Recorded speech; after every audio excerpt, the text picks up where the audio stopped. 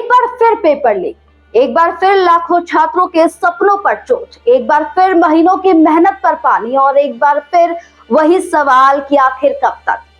महाराष्ट्र में होने वाली टीईटी यानी कि टेट पेपर से ठीक पहले ही पेपर लीक की आशंका के बाद परीक्षा रद्द कर दी गई। यहाँ पेपर कैंसिल नहीं हुआ बल्कि उन सभी बच्चों के सपने भी टूट गए जो दिन रात एक कर दिए थे।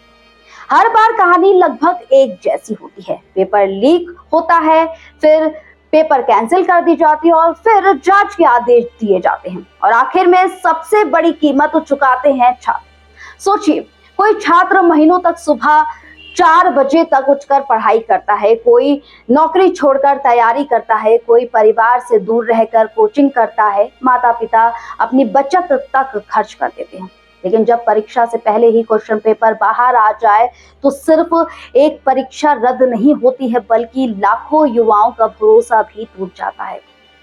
और ये कोई पहली घटना नहीं है। पिछले कुछ सालों में नीट, यूजीसी, नेट और कई राज्य स्तरीय भर्ती परीक्षाएं पेपर लीक हुए हैं, लेकिन बस हर बार जांच बैठती है, नई तारीख घोषित होती है, कुछ गिरफ्तारियां भी होती है। लेकिन क्या इससे छात्रों के खोए हुए महीने वापस आ जाते हैं? क्या उनके मानसिक तनाव और आर्थिक नुकसान की भरपाई हो जाती है?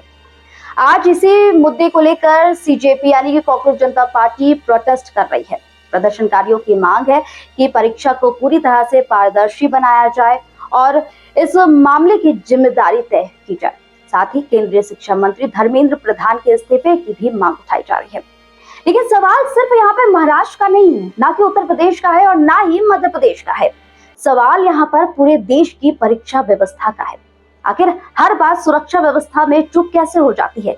पेपर परीक्षा शुरू होने से पहले बाहर कैसे पहुंच जाता है और आखिर इसकी जिम्मेदारी कौन लेगा? इन सबके बीच सबसे बड़ा सवाल उन लाखों छात्रों का है जो सिर्फ एक निष्पक्ष और ईमानदार परीक्षा चाहते हैं। उन परिवारों का है जिन्होंने अपने बच्चों की पढ़ाई के लिए अपनी सालों की कमाई लगा दी। पेपर लीक सिर्फ एक प्रशासनिक चूक नहीं है, यह लाखों युवाओं के भविष्य पर सीधा हमला है।